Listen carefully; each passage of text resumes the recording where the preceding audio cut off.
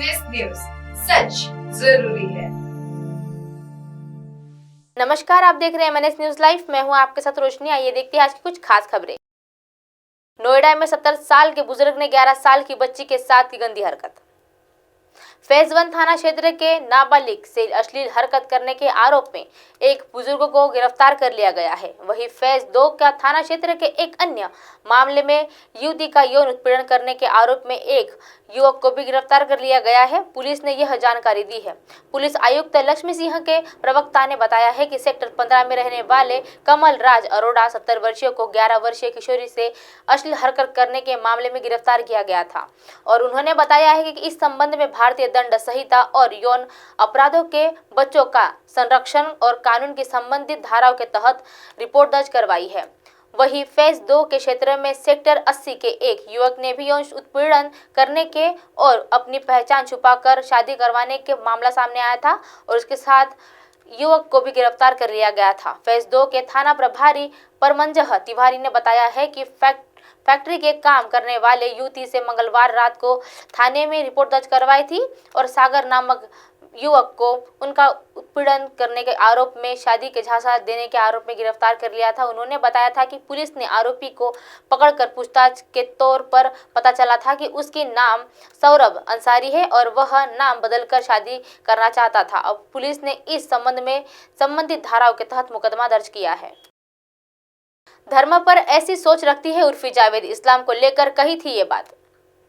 इस बीच उर्फी का एक पुराना इंटरव्यू काफी ज्यादा सुर्खियों में बना हुआ है। इस इंटरव्यू में उर्फी के मुद्दों पर बेकाबी से बात करती नजर आ रही है। बातचीत के दौरान जब उसने धर्म को लेकर सवाल पूछा गया तो वह इस पर अपनी राग पूछती रही थी और इंटरव्यू के दौरान जब उनको पूछा गया था कि आप सवाल उठते हैं कि आप मुश्किल से मुस्लिम हैं और इस तरह से कपड़े क्यों पहनते हो, तो इस सवाल पर जवाब देते हुए उर्फी ने कहा कि आज में समय में हर कोई धर्म को अपने तरीके से फॉलो कर रहा है और इस्लाम और सनातन धर्म का लोग अपने तरीकों का पालन कर रहे हैं और जब मैं इसके अपनी तरह से फॉलो कर रही हूँ तो इससे लोगों को परेशानी क्यों हो रही है।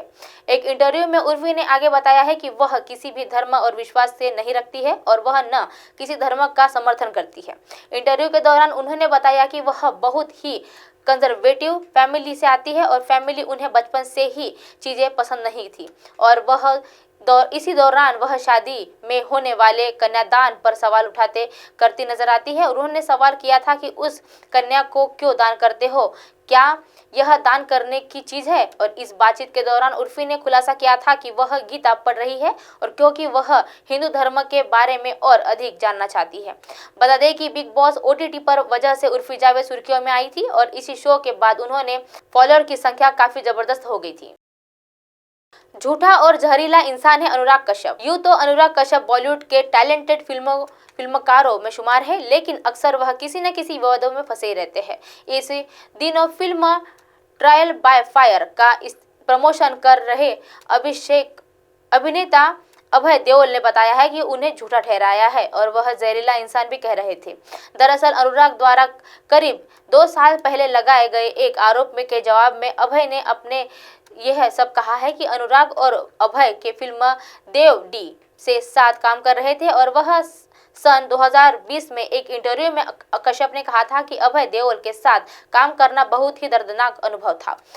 देव डी में सेट पर उसका बर्ताव ठीक नहीं था और इसी बात पर जवाब देते हुए अभय ने कहा है कि अनुराग कश्यप से सार्वजनिक तौर पर मेरे बारे में बहुत ही झूठ फैलाया है और जब उन्हें अंतर्गत बातें ही सबके बाद सॉरी भी कहा था। अब आप हमारे चैनल को अपने मोबाइल पर भी देख सकते हैं। मोबाइल ऐप पर देखने के लिए प्ले स्टोर से MNS न्यूज TV आप डाउनलोड करें। इंस्टा, लिंक, ट्विटर, हाईक्यूक, फेसबुक और कई सोशल मीडिया के प्लेटफॉर्म पर हमारा चैनल उपलब्ध है। आप इस यूट्यूब पर भी देख सकते हैं। आप हमारे चैनल को लाइव भी देख सकते हैं www.mnsnewstv.com पर। फिलहाल वक्त तो चला है दर्शकों ब्रेक का। ब्रेक से लौटने के बाद देखिएगा देश और दुनिया की तमाम खबरें। बने रहिए MNS न्यूज पर। नमस्कार।